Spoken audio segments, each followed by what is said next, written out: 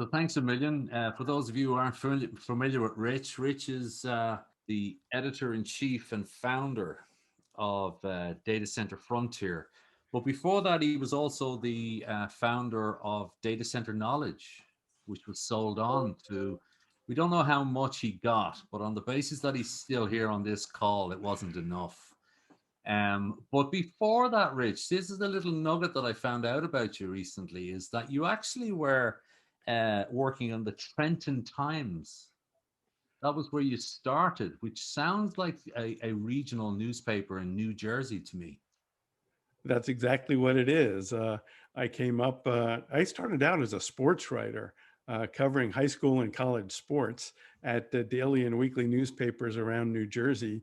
Uh, and At one point, my wife asked me, she says, "Is it always going to be nights and weekends?" And with sports, it is. So that's when I started looking across the newsroom for day jobs, and I found, writing about business, and later that became technology. There So was there was a little nugget in there that I found, that business and values. I mean, in the 2000s, values was sort of out there, wasn't it? Now it seems to be the backbone of every company. Oh yeah, we've got values and purpose. But what was values in the 90s?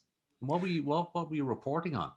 well, it was largely about whatever the public controversies were. A lot of it was covering the religion beat, which was something that a lot of newspapers in the U.S. were stepping up coverage at the time. And then there were a lot of sort of political components of that, as we can continue to see. But Trenton is just a few miles from Princeton, so whatever the topic of the day was, I could find some experts at the university or the seminary to talk about it. But that was a fascinating beat, and I enjoyed writing all about it. Never a dull moment. So we're just delighted. I said to you off air, we're just delighted that everybody from New Jersey isn't a member of the Sopranos and a hoodlum, because up to a point we thought that, didn't we? Yeah, they probably have some sort of initiation rituals that I would never have Yeah, survived. yeah. So So writing listen, about data centers is safer. yeah, yeah. So we're going to jump into this. So every year you take out your crystal ball, right? And Yeah, every we year you put yourself out there for 8 mega trends that you're going to see in the data center landscape. So before we jump into this year's, how did you get on with last year's? Because that will be a fun one, making a prediction in January for what was going to happen last year. Yeah, and every year, as part of our sort of accountability, I go back at the end of the year and see how we did on all of these. And last year we wound up I think we do hits, misses, or too soon. And I think we had 6 hits, 1 miss, and one that was just too soon. Largely because obviously nobody saw the pandemic coming. It was, nobody had that in their crystal ball last January. But what the COVID-19 pandemic really did is accelerate a lot of the trends that were already in place in the data center industry. And our view has always been that the data centers and cloud computing are going to become more and more important to our society over time. And that was certainly the case as the pandemic kicked in, and suddenly, we had to support work from home, remote learning, telehealth, and medicine. So very quickly, the data center industry became really a lifeline to our entire society. And as a result of that, things like the need for more data center capacity and different kind of automation trends all zoomed right along. We Is that a clearly pun? had Is that a pun? Is that a a, pun? a little bit. Yeah, yeah, Well, no, no. it's funny. It's I not was that we haven't heard it 500 times this week alone already. there. You go. So Uh, 6 out of 8 wasn't bad, was it? No, I mean, given the kind of crazy year it was, I think that was pretty good. But really, it's a lot of the trends that were in place really just got accelerated last year. So let's put it to you then, and let's talk about some of your crystal balling this year. Sure. And I've picked out 4 of your 8. And the first one is enterprise IT embraces colo and cloud for post-pandemic operations. Hmm. Acceleration of already trends, or industries that weren't engaged starting to really get full on board? I think this is an acceleration of trends that have been building over a number of years. Obviously, the biggest customer set for data center service providers has long been the folks who maintain their on-premises data centers and those enterprise customers. And there have been lots of technologies over the years that we thought were going to, pry the loose the grip of the folks who are the server huggers. But I think the growing maturity of both the colocation providers and particularly the cloud platforms has finally begun to change the game over the last few years. And that's, if you're an enterprise operating your own data center and having that be, the way you go to market, the pandemic was probably a pretty good shock. All of a sudden, folks who would, if you just think about the work from home piece of that, how many companies had their network set up to do remote work for their entire workforce, as opposed to whatever 10 or 20% they might have before. The demand for video capacity obviously became an issue very quickly. So we saw these huge jumps in usage. But more so than that is that there were many sectors of the economy that just took a terrible hit, as you know, and very quickly folks in the enterprise were realizing that this is, for a lot of them, it was a life or death struggle. And for many others, IT, it became very clear, was what helped to decide whether you had a competitive advantage or whether you were really scrambling to be able to keep pace with others who might have put some more work in and could leverage cloud and colo platforms. So I think a lot of the enterprises last year, a lot of the growth was hyperscale, large colo and wholesale requirements.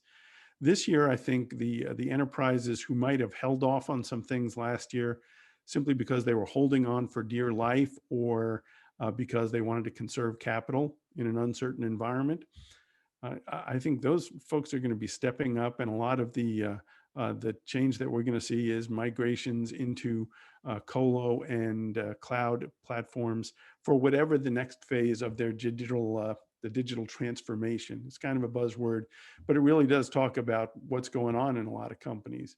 And if you've been thinking about it, and whatever your timetable was, before last March, it suddenly accelerated. So good for the cloud, good for the co-location guys, not so good for the on-premise guys, Yeah, effectively. I mean, on premises is, I think, a tough thing to invest a ton of money in this environment.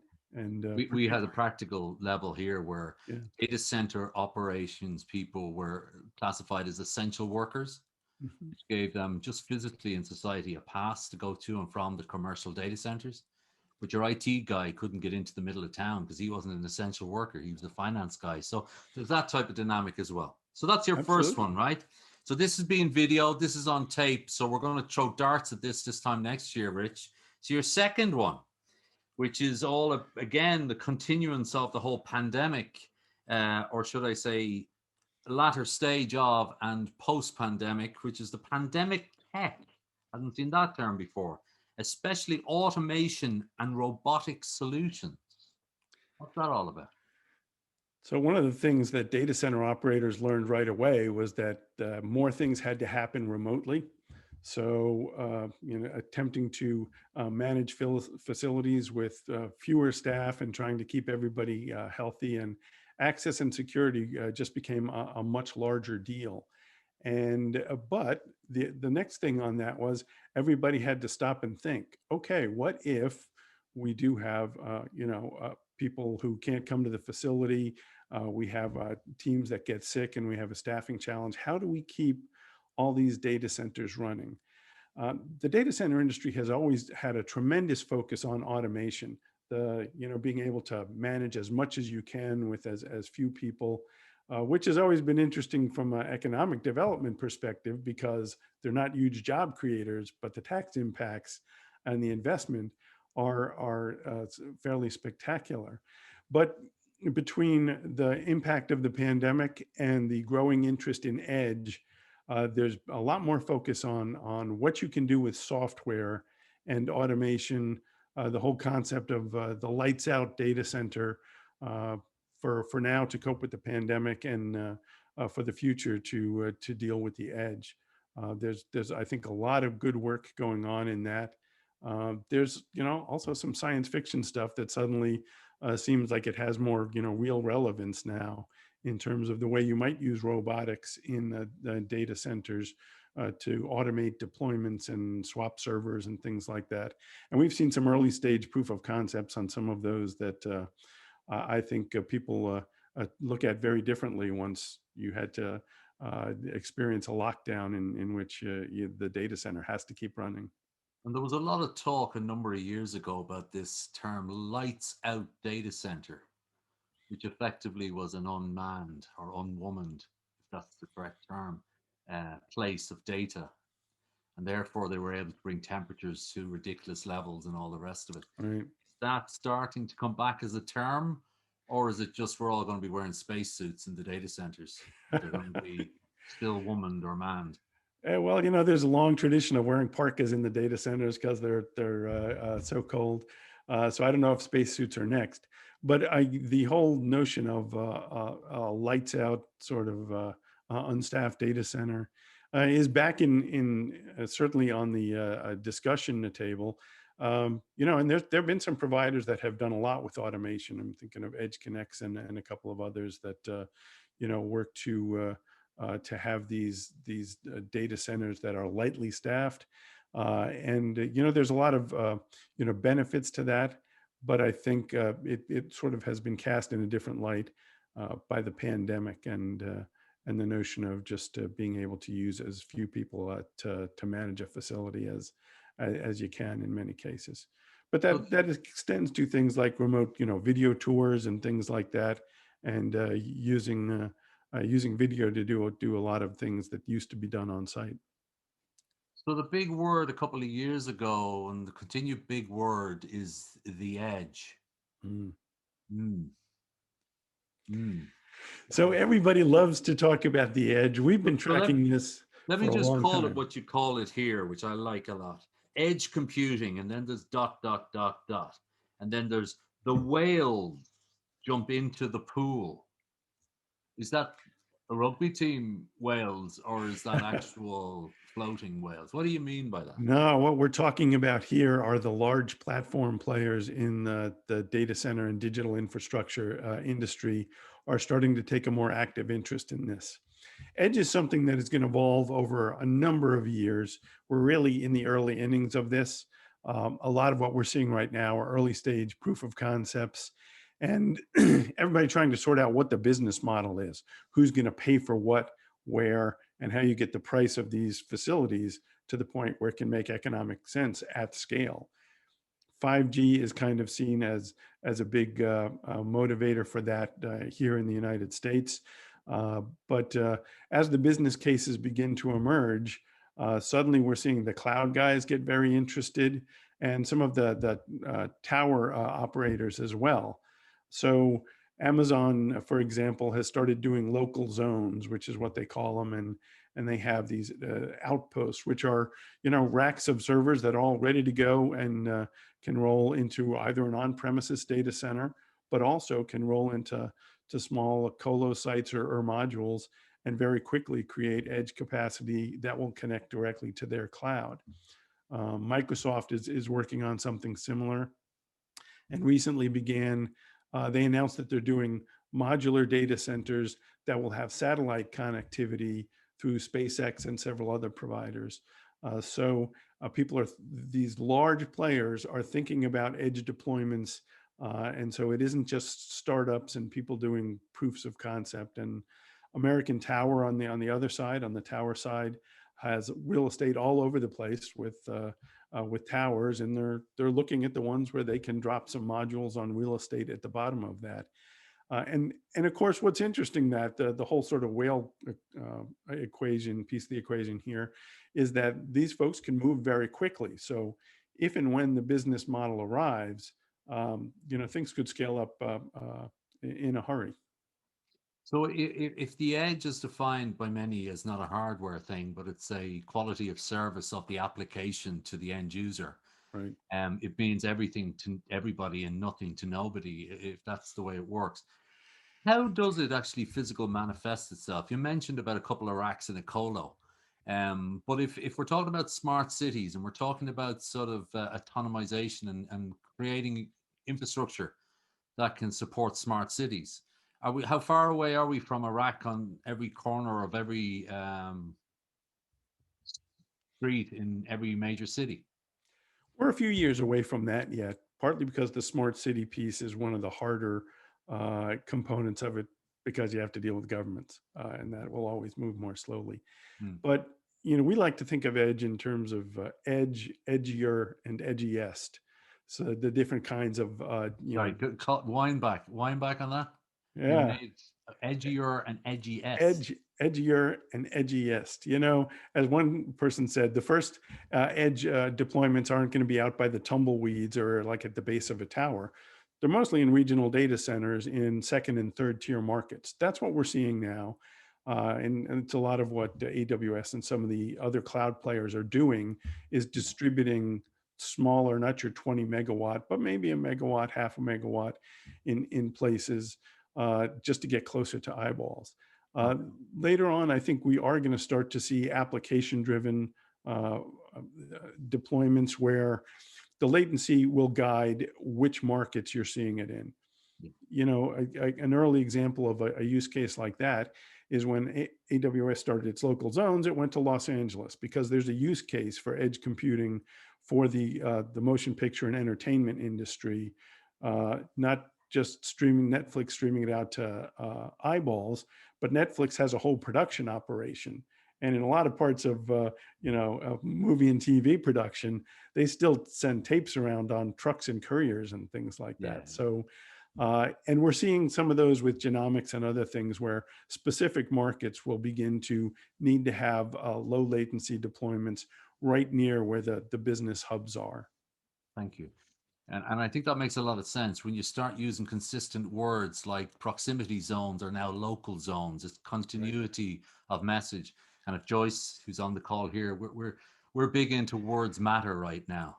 And I think that the time for confusing words like edge, cloud, fog, and mist needs some clarity because all it does is confuse those that we want to actually inform. And that's interesting. So it's not it's the whales are going to jump into the pool. Interesting.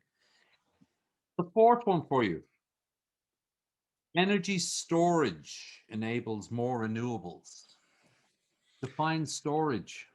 Sure. So one of the challenges with renewable energy is that it's intermittent. The solar generates power during the day when the sun is shining, and the wind is when there's a breeze. And on calm days, you've got a challenge with that. Uh, so the lack of utility scale energy storage is kind of a missing ingredient in being able to enable data centers, for example, to use more renewable energy. Right now, there's a lot of large scale power purchase agreements going on, but also often you have to get like commodities brokers and financial rocket scientists involved to manage some of the risk and the scale of all of that. Whereas the ability to have on-site or close at hand renewables and simply store the energy so it can be used later, that's a key piece of this. And this year is the first time that we're starting to see the large data center players start to experiment with much larger, batteries from before. An example is in Nevada, Switch is working with Tesla, which does a 3 megawatt battery pack that they are deploying at data centers now. Google has just announced that it's going to do something similar, largely because it's looking for alternatives to generators. And that's something I know from talking to Joe Cava at Google that they've been thinking about for a long time and see a big role for energy storage, not just in helping incorporate renewables into their operations, but into supporting the grid and exchanging power back and forth, depending on generation patterns. So that gets into a more sophisticated cooperation between utilities and the data center sector. But the technology has come along. The lithium ion batteries that are involved in this have gotten much cheaper over the last several years. And so the whole thing looks like, to me, that seems like something that will be good for the data center industry and just good for being able to making it easier to add more renewables to the mix. You used a word there that isn't often used and certainly isn't used enough in my mind for the big cloud guys, and that's cooperation. You know, my own sense on this, and I'm way too old probably at this stage, but it's like IBM, DEC, and all these other big mainframe dudes in the 70s and 80s. They all thought they had a secret sauce. And then ARPANET came along and it wiped them out because they all had to use IP and they were all in love with each other and interoperable and talking to each other and helping each other. At what stage or where are the, let's call them the big hyperscales, of which is probably only 4 to 5? When do you believe they'll come out to play, start cooperating, see themselves as good grid citizens rather than participants in the grid? Is it closer? You talk to Joe Cav and those ilk of people. Um, they're like Voldemort, right? They're here, you know they're here, but you're not allowed to see, talk, or engage with them. Where is it all at? Do you think? I actually think that we see bursts of improved cooperation between the large players in the industry from time to time. Particularly, the first phase of the data center industry addressing climate risk was really the energy efficiency movement. And at that time, we saw companies like Google and Microsoft, who had been very secretive about what they did, begin to share their best practices with the industries. Google, Microsoft, they both held events. They began to talk about what they were doing and how that could be adopted by other service providers. It's always selective. They would tend to wait until they thought that their competitive advantage and their IP was kind of secure on these things. And I think this is we're at a point where we're at the same place with renewable energy now. When you look at the kind of corporate level commitments that Microsoft and Google and AWS have made over the past year, and certainly Facebook as well, which has been a huge purchaser of renewable energy. Um, you know, the key question is always: is your commitment just to make a show of it, or is it to really make a difference and to help save the planet and really change the equation?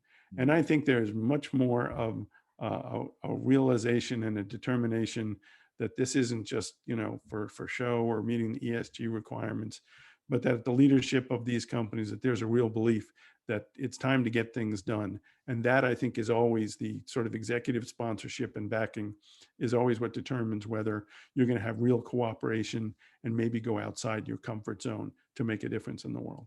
And hopefully, as we enter the third decade full of commercial data centers, there's a maturity and a wisdom among them that realize that the fear that they may have previously had is unnecessary. And, there's a lot of people on this call, they have the technology isn't the inhibitor. Right. Commitment and deployment and joined up thinking probably is.